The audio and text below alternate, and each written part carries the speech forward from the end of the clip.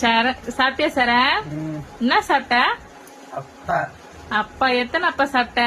5. என்னப்பா? தோசையா இட்லியா? தோசையா? சரி.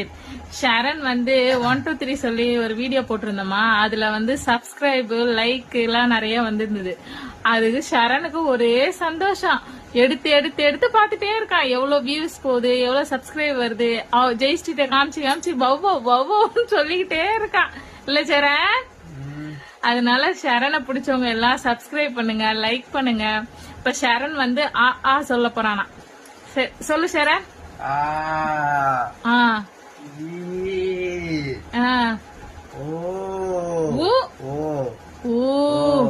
அப்புறம் அப்புறம் அப்புறம்